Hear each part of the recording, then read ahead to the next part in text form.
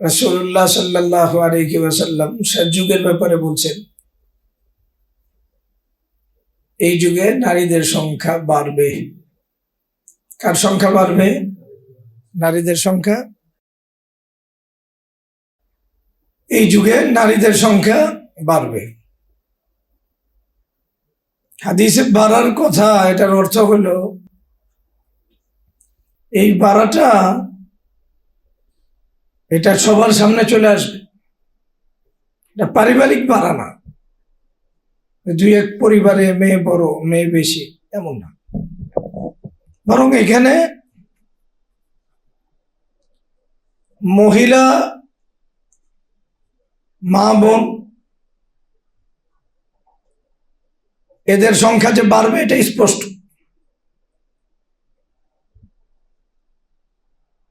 অর্থাৎ পুরুষের তুলনায় নারীদের সংখ্যা বেশি হবে।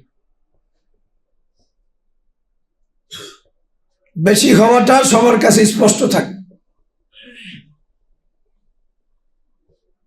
এখন গড়ে নারীদের সংখ্যা বাড়ছে না কমছে? আসে বাড়ছে না? তাহলে শেষ যুগের ভিতরে আমরা বাস করতেছি, এটা তো ক্লিয়ার।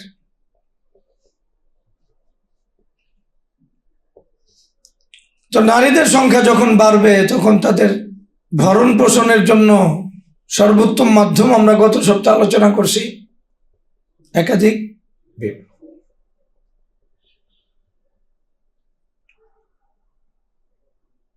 যদি নারীদের সংখ্যা বাড়ে আর ভরণ পোষণের সর্বোত্তম ব্যবস্থা না হয়, তাহলে হয়তো আমার কোনো বোন ভালো থাকবে, আরেক বোন তো খারাপ থাকবে। এটা তো স্বাভাবিক বিষয় না অস্বাভাবিক?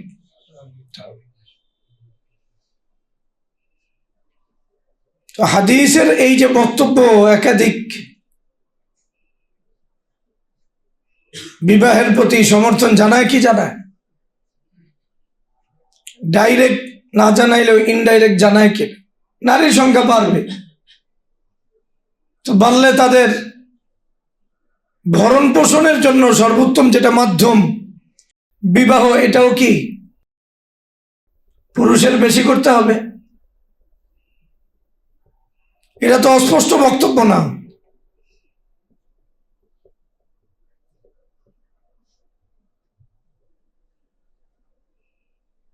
বিশেষ করে একাধিক বিবাহ যদি হয় তাহলে বিবাহটা সহজ হয়, বিবাহটা সহজ হয়।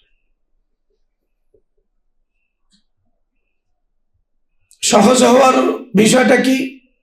এখন মানুষ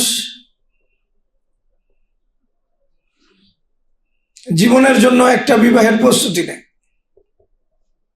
আর যে প্রস্তুতি নেয় দোনো পক্ষ থেকে, ছেলের পক্ষ মেয়ের পক্ষ। কারণ এটাই আউয়ালু ওয়াল আখিরু, এটাই শুরু এটাই কি শেষ। এটার জন্য তো এমন প্রস্তুতি লাগবেই। একাধিক বিবাহ না থাকলে বিবাহটা কঠিন হয়ে যায়, এটার প্রস্তুতি পর্ব বাড়তে থাকে। আর যদি একাধিক বিবাহের প্রচলন ঘটে তাহলে এটা সহজীকরণ হয়, সহজ সরল হয়। রাসূলুল্লাহ সাল্লাল্লাহু আলাইহি ওয়াসাল্লাম এবং সাহাবাদের যুগে বিবাহটা যে সহজ ছিল, এটার বাস্তব এবং প্র্যাকটিক্যাল কারণ ছিল। এই কারণ এটাই যে একাধিক বিবাহের প্রচলন ছিল, বিবাহটা সহজ ছিল। একাধিক বিবাহ থাকার কারণে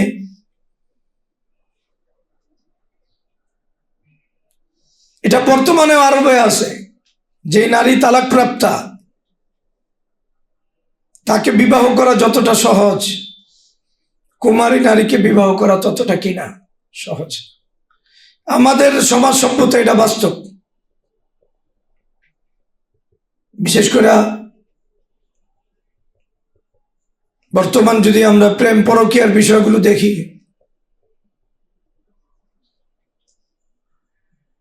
এটাকে মূলোৎপাটনের সর্বোত্তম মাধ্যম হলো একাধিক বিবাহ। একাধিক বিবাহ থাকলে এই প্রেম পরকীয়ার রাস্তা বন্ধ হবে। যত বিবাহ বন্ধ হয় তত প্রেম পরকীয়ার রাস্তা জারি হয়।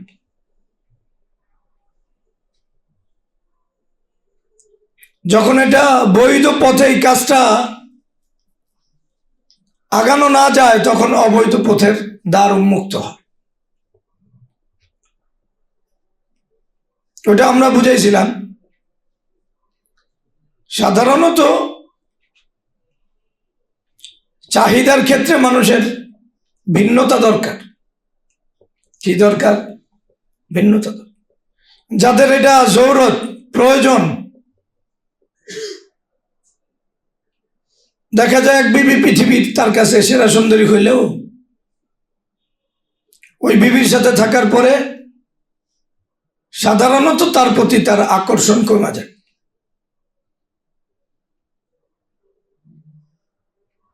তখনই আকর্ষণটা ভিন্ন জায়গায় যাইতে চায়। তো ভিন্ন জায়গায় যাওয়ার আরেকটা রাস্তা থাকলে ওখানে যাওয়ার পরে আবার এখানে আকর্ষণ তৈরি হয়। আমরা খাবারের উদাহরণ দিয়ে বুঝাইছিলাম যে পৃথিবীর সবচেয়ে সেরা খানাও যদি একজন নিয়মিত খায়, তার কাছে আলু ভর্তা মজা লাগবে দু একদিন পরে। আবার আলু ভর্তা শুধু মজা লাগবে তা না, এই আলু ভর্তা আগের যেই তার খানার রুচি যেটার দিকে ছিল ওইটার দিকে তাকে ফিরাই দিবে, আবার ওইটা তাকে আলু ভর্তার দিকে নিয়ে আসবে। তাহলে মানুষের একাধিক নারীর প্রতি পুরুষের যে আকর্ষণ আল্লাহ দিছে, এটার বাস্তব ক্ষেত্র আসলে কোনটা? বিবাহ না? তো বিবাহের বাইরে গেলে কি হইব? বিষয়টা প্রেম পরকীয়ার জন্ম নিবে। এটা ভালো করে মনে রাখতে হবে। প্রেম পরকীয়ার রাস্তাও বন্ধ করতে চাই, আবার একাধিক বিবাহকে কঠিন করতে চাই, একাধিক বিবাহের বিষয়টাকে বাদ দিতে চাই। দুটো একসাথে সম্ভব না, কারণ চাহিদা তো আছেই মানুষের। চাহিদা থেকে ফিরানোর বিকল্প ব্যবস্থা থাকছে।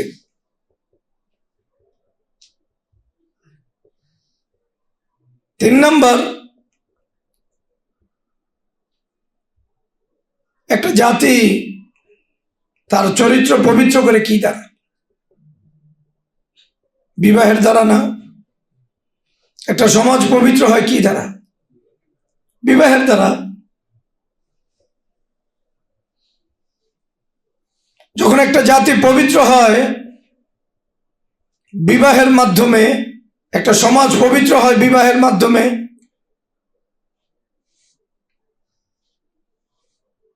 তখন যে সিদ্ধান্তটা পুরো জাতির নিতে হয় সেটা হলো, এখন একজন পুরুষের একাধিক চাহিদা আছে, তার ঈমান বাঁচানো দরকার।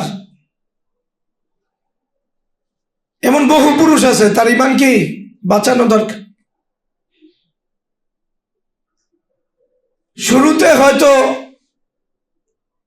অনেক সময় যারা সক্ষম পুরুষ তার সাথে তার বিবি চলে যায়, কিন্তু শেষ দিকে ঝামেলা হয়।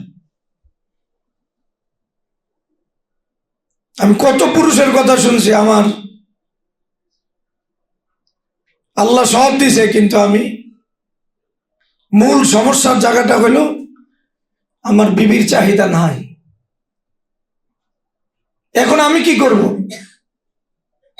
আমার তো ঘুম আসে না, আমি তো ওষুধ খাই এরপরও ঘুম আসে।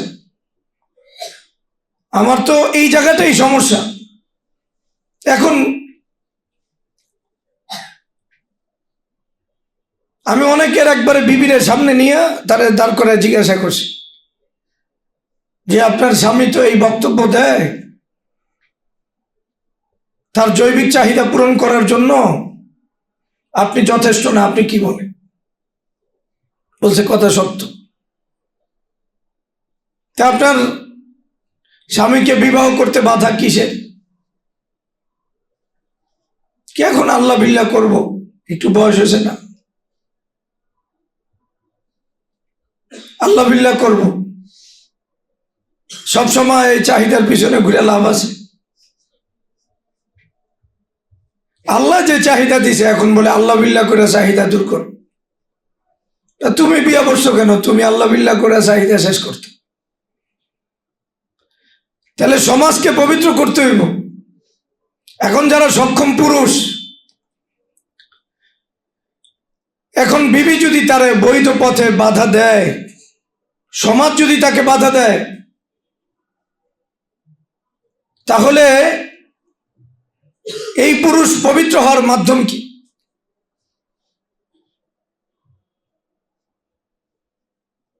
এমন বহু পুরুষ কান্নাকাটি করে যে আমি আমার বড় বিবির প্রতি আমার কোনো অভিযোগ নাই, এটা ঠিক আছে, কিন্তু আমার তো ইমান বাঁচাইতে হবে, আমি কি করি? এখন এই যে বাস্তব, এই যে প্রয়োজন, এটার ব্যাপারে আপনারা কি বলবেন? এই লোকটা কি করবে? দুনিয়াতে আল্লাহ তাআলা যাদের জৈবিক চাহিদা বেশি দিছে, এটা আল্লাহ দিছে না? আর প্রয়োজনের জন্য একাধিক নারীও আল্লাহ তৈরি করছে, মাঝখানে আপনি বাধা দিলেন। ফলাফল কি? লুকায় বিয়া হইব যদি লোকটা বেশি ইমানদার হয়, ঝামেলা হইব, পেরেশানির শিকার হইব। অথবা যদি সে নিজেকে বাঁচাইতে না পারে, যতটা গুনাহ করবো ওই প্রত্যেকটা গুনার দায়ভার আপনাকে বহন করতে হবে, এটা আপনাকে মনে করতে হবে। আমার এই বিষয়টা যখন বারবার আমার মনে পড়ে, তখন আসলে আমরা পেরেশান হই। আমরা যদিও কাউকে আমভাবে বলি না, যাক এটাই ইমান, এটা দিন, যাও না, এটা বলি না। বাকি ইমান বাঁচানোর জন্য দরকার হলে অবশ্যই কথা আমরা বলতে বাধ্য।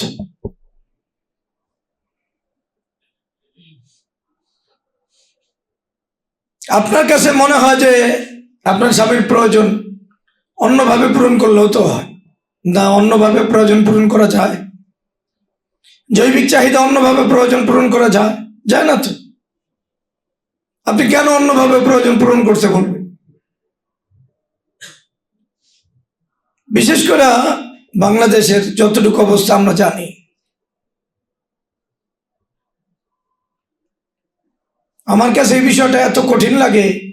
একটা নারী যদি তালাকপ্রাপ্তা হয় অথবা অল্প বয়সে স্বামী মারা যায় 2-3 জন সন্তান থুইয়া, ওই নারীটা ভোগের পণ্যে রূপান্তরিত হয়। এই বাস্তবতা আপনি স্বীকার করেন চাই না করেন, যেই মেয়েটার কি মারা গেছে, স্বামী মারা গেছে, তো স্বামী মারা যাওয়ার পরে তার বাচ্চা কাচ্চা আছে 2-3 জন, অথবা তালাকপ্রাপ্ত হয়ে গেছে। কোন বাড়িতে কার স্বামী মারা গেছে, কে তালাকপ্রাপ্তা, এগুলো ওই এলাকার বখাটে পুরুষদের অবশ্যই খবর আছে। এবং এটা এখন একবারে গ্রাম বাংলার একটা সহজ একটা বিষয় হয়ে গেছে, তাকে টার্গেট করা, তার সাথে থাকা। বুঝেন নাই? রাতের আধারে তার কাছে আসা একটা সিম্পল বিষয় হয়ে গেছে। এরা আবার মুসলিম পরিচয় দেয়। এখন একটা বোন তালাকপ্রাপ্ত হয়েছে, তার স্বামী মারা গেছে, তার চাহিদা আছে। এই সময় পুরা সমাজ তাকে জিনার টার্গেটে রূপান্তরিত করে। কিন্তু এই সমাজই, এই লোকগুলোই একাধিক বিবাহের বিরোধিতা করে। আমাকে একটু বলতে হবে এই জিনার পথ কিভাবে বন্ধ করতে হবে। আপনি বলেন, এই যে এই নারীরা পুরুষের লালসার শিকার, এবং এটা একবারে একটা সহজ সরল ঘটনা, এটা সবাই জানে। এমনকি বর্তমানে যাদেরকে জেনজি বলে, ওরাও এমন নারীদেরকে টার্গেট করে ওদের সাথে সম্পর্ক করে। কেন? ওরে ভোগ করার জন্য ওর সাথে সম্পর্ক করে। বহু ছেলে দিনদার হওয়ার পরে আমাদেরকে এই ঘটনা শুনাইছে। একটা নারী তালাক প্রাপ্ত হলো, ওই নারী যে ভোগের এবং লালসার শিকার হলো, আপনি বিবাহটা কেন বন্ধ করলেন? বন্ধ করার কারণে এখন সে ভোগের উপযুক্ত। মুসলমান পরিচয় দানকারীদের জন্য, যেটা জাহেলি সমাজে অসম্ভব ছিল, কিন্তু ওই নারী বিবাহের উপযুক্ত, কেউ বিবাহ করবে এটা সমাজ থেকে হারায় গেছে। তাহলে আমি আপনাকে বলতেছি না এই কথা, আপনি যে পুরুষ আসলে ইনসাফ বজায় রাখবে না, বিবাহ করার পরে আগের বিবিকে মর্যাদা বাড়াবে না, পরের বিবিকে মর্যাদা বাড়াবে না, তার দ্বারা মানুষের দাওয়াত হবে না, আমরা আপনাকে বলি না, কিন্তু বাস্তব প্রয়োজনের কথা কি বলবে? যে পুরা জাতি, একটা বোন যদি লালসার শিকার হয়, তালাকপ্রাপ্ত হওয়ার কারণে, বিধবা হওয়ার কারণে, সে যখন এই জিনার শিকার হলো, আমাকে বলেন এই জিনার দায়ভার এই সমাজের নিতে হবে না? মা বোনদের নিতে হবে না? কথা বলেন, নিতে হবে কি হবে না? অবশ্যই হবে। যেটা জাতীয় সমস্যার কারণে যে গুনাহ হয়, পুরা জাতি এই গুনাহকে সলভ করতে হয়, 100% সলভ করতে হবে। এখন জিনাটা এই দেশে অপরাধ না, প্রেম পরকীয় অপরাধ না, বিবাহটা অপরাধ। তাহলে সমাজের এই যে মিথ, এই মিথটা ভাঙতে হবে না? কথা বলেন। নারীদের যে সমস্যা, এই নারীদের সমস্যাটা সমাধান কোথায় আপনি একটু বলেন। আমাদের সমাজের এই প্রয়োজনটা আমাকে একটু ব্যাখ্যা করে দিলে ভালো। আমরা তো বিবাহের সাথে একটা যোগসূত্র আছে না নাই? কথা বলে না। আমি স্বেচ্ছায় কারো দ্বিতীয় বিয়ে পড়াইছি আমি জানি না, আমার এই কথা কেউ বললে ভুল হইব। আমি এমনি যারা দিন ইমানের কাজ করে তাদেরকে বিবাহ করতে নিষেধ করি, এটা বারবার বলি, ভালো করে বুঝছেন। দ্বিতীয় বিয়ে আমি পড়াইছি একবারে পরিপূর্ণভাবে আমার এখতিয়ারে, এমন ঘটনা আমার মনে পড়ে না, থাকতে পারে, হয়তো আমি এমন কাউকে পাই নাই যার ব্যাপারে আমার আস্থা আছে যে এই লোকটা বিবাহ করার উপযুক্ত এবং বিবাহ করার দ্বারা আমরা যা চাইতেছি সত্যিকারের ওই সাপ্লাইটা সে দিতে পারবে, এমন লোক পাই নাই। মনে হয়েছে তার চাহিদা, ফ্যান্টাসি, আমরা তো এই ধরনের কাজের সাথে যুক্ত না, অথবা পূর্ণ দিন মনে হয় নাই, সেটা আমাদের বিষয়। তো যেটা বলতেছি একটা বাস্তব সমস্যা, আমরা যখন বিবাহের এই জগৎটার সাথে তো যোগসূত্র আছে। আল্লাহ তাআলা আমাদের কোনো মনকে কালো বানান, বেটে বানান না, বানান না, বানান।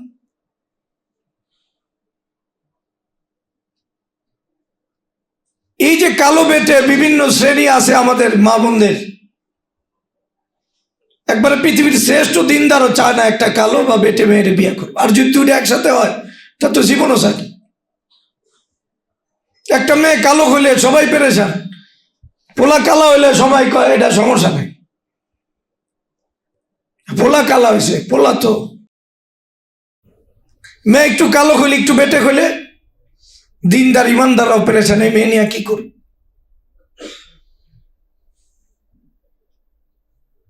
যতই দিনদার হোক, 100% দিনদার, এটাও কি সম্ভব? কারণ এটাই শুরু, এটাই শেষ। জীবনে বিয়া ঠক সবচেয়ে বড় ঠক, তাহলে কালো বিয়া করা সবচেয়ে বড় ঠক, বেটে বিয়া করা সবচেয়ে বড় ঠক। অথচ ঠকের যে কল্পনা, এটা হলো বদ্দিন আর দিনের সাথে সম্পর্ক। ফাসফার বিজাতি দিন, সফলতা কোথায়,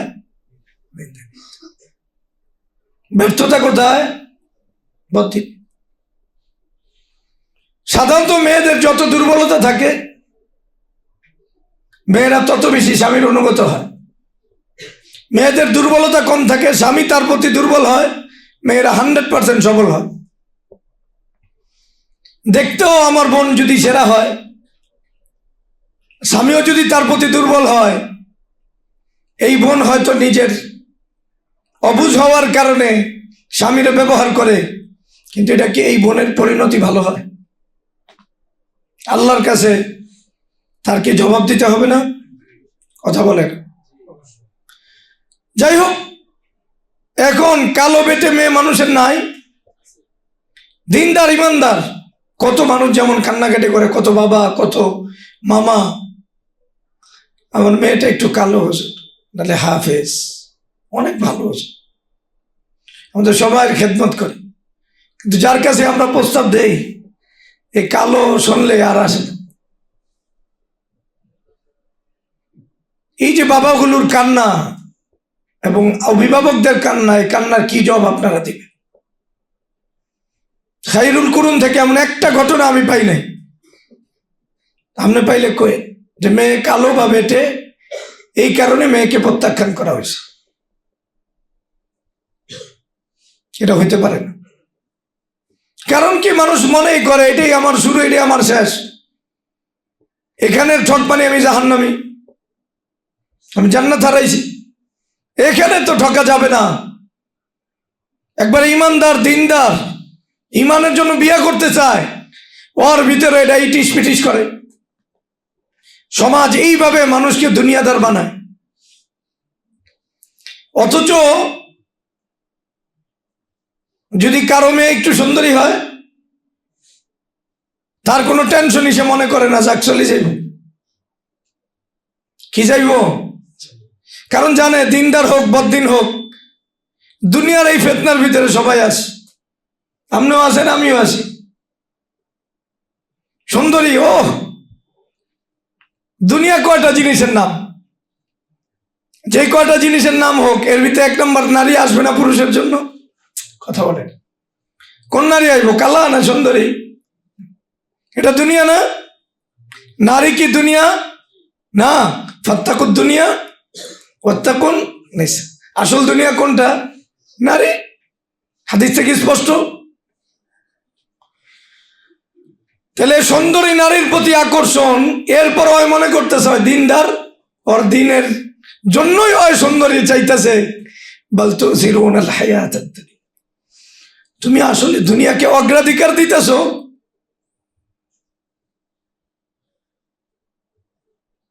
আর বলতেছো আমার দিন ইমান বাঁচানো দরকার। জানেই না পরিসংখ্যান, সংসারে যারা সুখী, সুন্দরী নারী দিয়া সুখী মানুষের সংখ্যা খুবই কম। যত আত্মহত্যার ঘটনা ঘটে, এই বিবিরা অসুন্দর এই কারণে ঘটে নাই বাবা, বিবি সুন্দরী এই কারণে বেটা আত্মহত্যা করছে। বিবি সুন্দরী হওয়ার কারণেই ও বেচারা কি করছে, না বিবিরে বলতে পারে, না বিবিরে ছাড়তে পারে। ভাবছে যাক, আমি মইরাও যদি বিবিরে আমার কথা মনে করাইতে পারি, আমার কবরের পাশে যাইও যদি বিবি আমার কথা একটু স্মরণ করে, কথা বুঝে নেই, আর বিবি ওর কথা স্মরণ করলে কি হবে, ও জান্নাতের রাস্তা ওকে হইব। ভাই, এটা আপনি চিন্তা করেন, যাদের ঘরে মেয়ে আছে, বোন আছে, একটু কালা বা একটু বেটে হওয়ার কারণে এই বাপ মা মেয়েটা দিনদার হওয়ার পরেও, হাফেজ আলেম হওয়ার পরেও এই মেয়ের প্রতি কেউ বিবাহের আগ্রহ দেখায়। অথচ দিনদারিতে কম, একটু সুন্দর হইলে কাগজে বাকিটা ঠিক করে নি, মনে আমার লাগে থাকতে থাকতে ঠিক হয়েছে। আর কেউ এখন আর এই কথা বলেন, আমরা তো ওপেন কথা বলি, এই জন্য কারবার কোন বিপদে পড়ুক, থাক হুজুর আমার মায় বেশি রাজি না, কে রাজি না? অথবা বাবা এটা নিয়ে খুব পুরা ফ্যামিলিতে ঝামেলা করতেছে, তোর বাবা দিন বোঝে ঝামেলা তো করবোই, তুই দিন বুঝছেই ঝামেলা করস, তো তোর বাপে করবো না, কে করবো বাবা? তাহলে এই সমস্যার সমাধানটা কোথায়? একটা বিবাহী শুরু শেষ হইলে আমাদের এই বোনদের কি অবস্থা হবে বলে? হ্যাঁ, জাগতিকভাবে একাধিক বিবাহ হইলে এটা আমাদের আরেক বোনের কষ্ট হয়, এটা তো আল্লাহ জানেই না? জানে না? এই যে আল্লাহ বিধান দিছে, আল্লাহ জানে না? আমরা এটা আলোচনা করছি, এটা কেন দিছে আল্লাহ বিধান?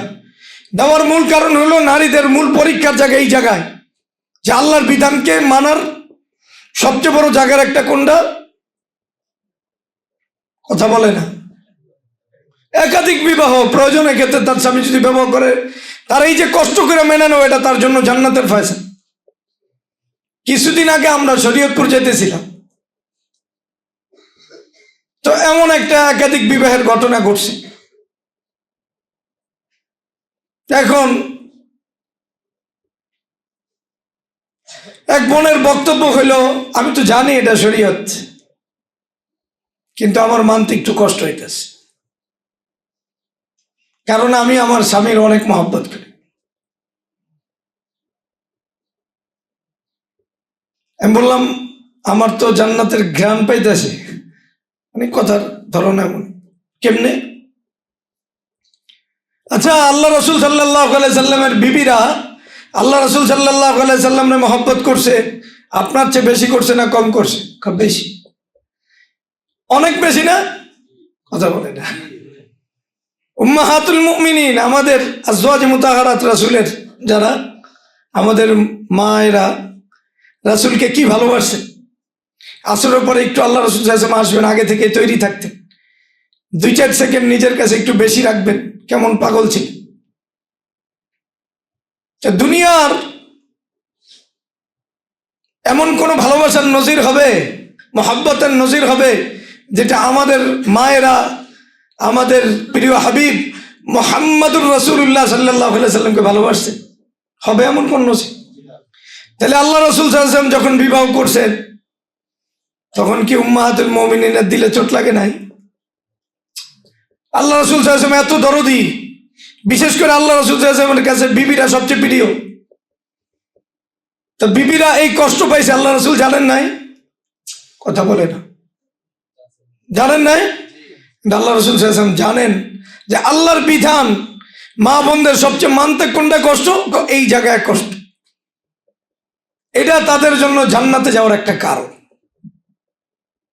তাহলে দুনিয়ার জীবনটা ত্যাগের না ভোগের?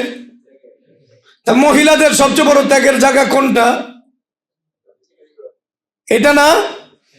তাহলে আপনি আসলে কষ্ট মেনে নিয়া আসলে জান্নাতকে নিতেছেন নিজের জন্য, আর আপনার আরেকজন বোনের জন্য রাস্তা খুলে দিতেছে। আপনার আরেকজন বোন, সে যখন একটা আশ্রয় পায়, ঠিকানা পায়, এই বোনের পুরা দোয়াটা আপনি পাইতেছেন, আপনি তো এটা বুঝতেছেন না। হ্যাঁ, যেই মেয়েটা তালাকপ্রাপ্তা হয়েছে, স্বামী হারাইছে, সে যদি একটা আশ্রয় পায়, ওর কেমন ভালো লাগবে? ওর ভালো লাগার পরিমাণটা কি পরিমাণ? আপনি হয়তো ওই জায়গায় নাই, কিন্তু ওই আছে ওই জায়গায়, সে তো আপনারই বোন। আপনার একটু ত্যাগের কারণে আরেকটা বোন যদি জীবন পায়, আল্লাহর কাছে আপনি জান্নাত পাবেন। জান্নাত পাবেন। ত্যাগের, যার ত্যাগ যত বেশি, সে তত বেশি জান্নাতের ভাগীদার। আমরা বললাম তো আপনার কষ্ট হবে, উম্মাহাতুল মুমিনিনের আরো বেশি কষ্ট হয়েছে, তারপরও তারা মানছে না। 1-2টা মানছে না, 11 পর্যন্ত মানছে। যাই হোক, তাহলে আমাদের কালো খাটো যেই বোন আছে, অথচ দিনদার, এই সমাজ তাদেরকে অ্যাকসেপ্ট করে না। এদের রাস্তাকে আমাদের জন্য ওকে করতে হবে। এক বোন আরেক বোনের দিকেই তাকাইতে হবে।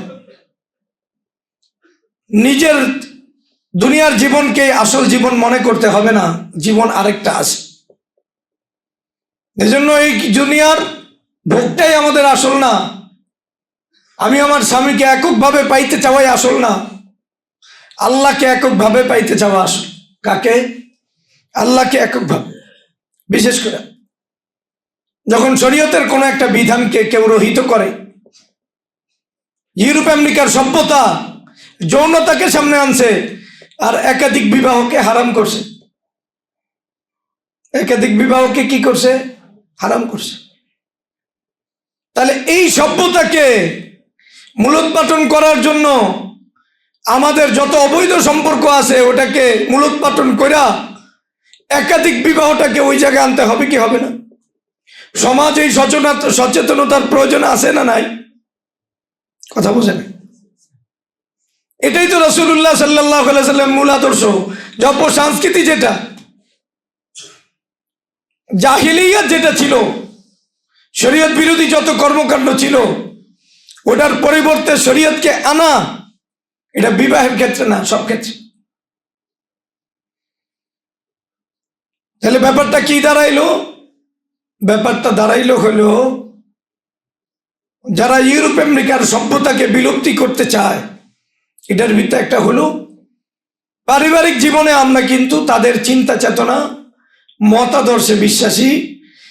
তারা একাধিক বিবাহটাকে ঘৃণিত বানাইছে, বিবাহটাকে কঠিন বানাইছে, বিবাহের জন্য অনেক বয়সের সীমানা ঠিক করে দিছে। তাহলে তাদের এটাকে যদি আমরা মূলোৎপাটন করতে চাই, তাহলে রাসূল আরবি সাল্লাল্লাহু আলাইহি সাল্লামের রেখে যাওয়া আদর্শটাকে সামনে আনতে হবে কি হবে? সেটা কি? একাধিক বিবাহ। এই ক্ষেত্রে একাধিক বিবাহ। তাহলে এটা শুধু একটা বিবাহ না, এটার প্রয়োজন আছে ইউরোপ আমেরিকার যে সভ্যতায় সংস্কৃতিকে মূলোৎপাটন করার ক্ষেত্রে। আচ্ছা, এবার আরেকটা প্রশ্ন করি। আমাদের অনেক বোন অসুস্থ হয়ে যায় না? যায় কি যায়? অনেক নারীদের সন্তান হয় না, এমন হয় না? ওই নারী জানে তার জীবনটা কতটা কষ্টকর। তার বাপ মাও তারে কি জানি বলে, শ্বশুর শাশুড়ি এলাকার সবাই। একটা নারীর যার সন্তান হয় না, তার এই দুনিয়াতে থাকা মারাত্মক কষ্টের একটা বিষয়। এমনকি ওই মেয়ের সমস্যা নাই, সমস্যা স্বামীর, কিন্তু এটার খেসারত দিতে হয় কাকে? আমার ওই বাঞ্জা বোনটাকে সে ইচ্ছা করে বাঞ্জা হয়েছে না আল্লাহ বানাইছে? কত নারী সন্তান না হওয়ার কারণে তালাক প্রাপ্ত হয়েছে, স্বামীর মাইর খাইছে, শাশুড়ি আর স্বামী দুজনে মিল্লা মারছে, এই ঘটনা কম?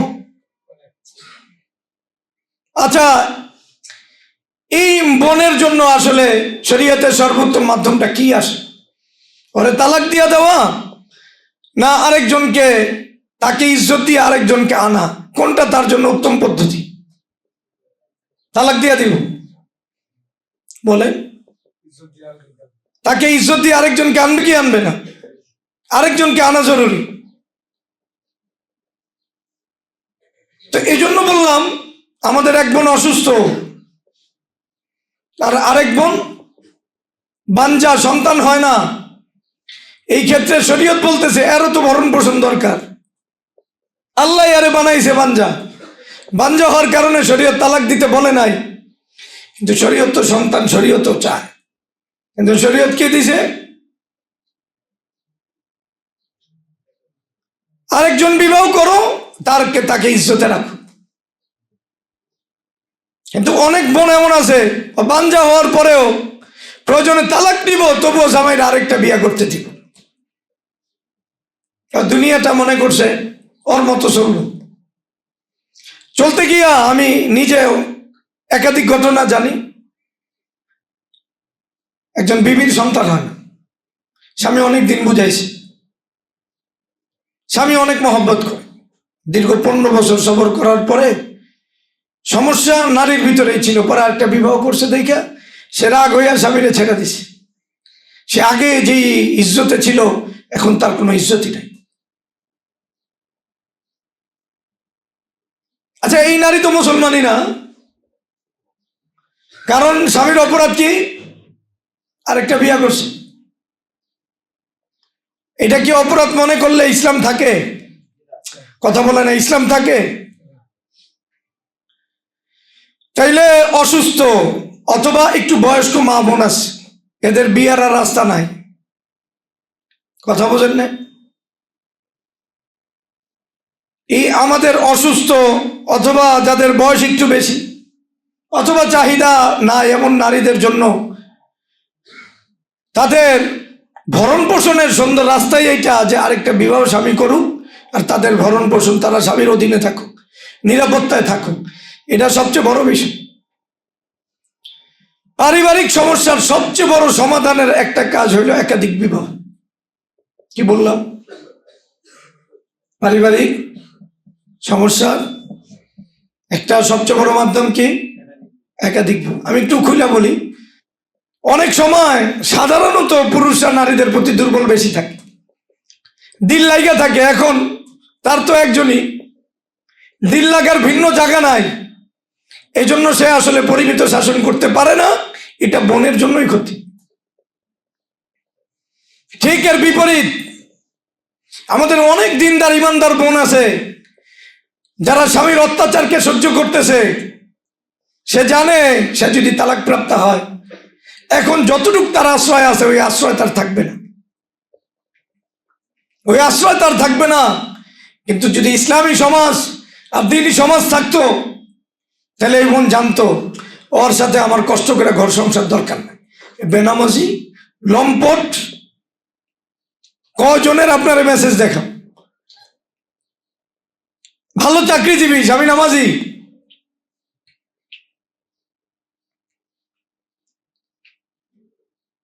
সে আরেক মেয়ের সাথে অবৈধভাবে থাকে এবং বিবির সামনে ওই মেয়ের সাথে কথা বলে।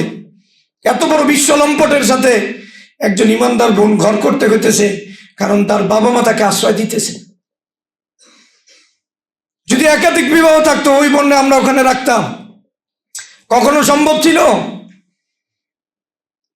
তাকে আশ্রয় দেওয়ার জন্য বহু সাধারণ মানুষই দাঁড়াইতো, এখন অসাধারণরাও দাঁড়ায়। এই সমস্যা আছে না নাই? আরেকটা হলো, কত কারণ কিছু কইতে পারি না, কারণ ওর লক্ষ লক্ষ আছে। এর সর্বশেষ ভাই, একাধিক বিবাহকে শুধু পুরুষের চাহিদা মিটে, নারীর চাহিদা মিটে না। কথা বলে না। নারীর জৈবিক চাহিদা নাই, কথা বলে না। বিবাহের পরে নারীর জৈবিক চাহিদা আরো বেশি। স্বামী ছাড়া নারী থাকতে পারে না তো। এগুলো কে বলে? অবিবাহিত লোক বললে আমরা মানি, কিন্তু বিবাহিত লোক বললে মানবো আমরা? স্বামী যেভাবে স্ত্রী ছাড়া থাকতে পারে না, আবার স্ত্রীও কারো ছাড়া থাকতে পারে না। একটা নারীর জৈবিক চাহিদা পূরণ করা এটা দরকার নাই? যে তালাক প্রাপ্ত হইল অথবা স্বামী হারাইলো, এই বোনের চাহিদা আছে না নাই? কথা বলে না। এই বোনের চাহিদা পূরণ করার বৈধ পদ্ধতি কি আমাকে বলে? তাহলে একজনের চাহিদা পূরণ করার রাস্তা আছে, আরেকজনেরটা নাই। এটা কি শরীয়ত মানে? এটা হইতে পারে? তার চাহিদা কে দিছে? আল্লাহ। চাহিদা পূরণ করার রাস্তা কে দিছে? আল্লাহ দিছে। এখন আপনি চাহিদা পূরণ করার রাস্তা যদি যেটা বৈধ ওইটা না খোলেন, এই নারী যত অপরাধ করবে অপরাধের জন্য দায়ী আপনি। এজন্য আমাদেরকে বুঝতে হবে যে কাজটা আল্লাহ রাসূল সাল্লাল্লাহু আলাইহি সাল্লাম সহ সব নবী রাসূলগণ করছেন, খোলাফায়ে রাশিদিন করছেন, সবাইরে দিয়ে আল্লাহ এই কাজ করাইছেন। এটার প্রয়োজন সামান্য কোনো প্রয়োজনে এমন ঘটনা ঘটতে পারে না। এটার প্রয়োজন অবশ্যই এত বেশি, এত বেশি, যতদিন দুনিয়া থাকবে এই প্রয়োজন থাকবে। নচেত সব বড় বড় রাসূলদের এটা সুন্নাহ হইতো না। এজন্য অন্ধের মতো কথা বলবেন না, বাস্তব কথা বলবেন। আল্লাহ আমাদেরকে দ্বীনের সহি বুঝ দান করুন।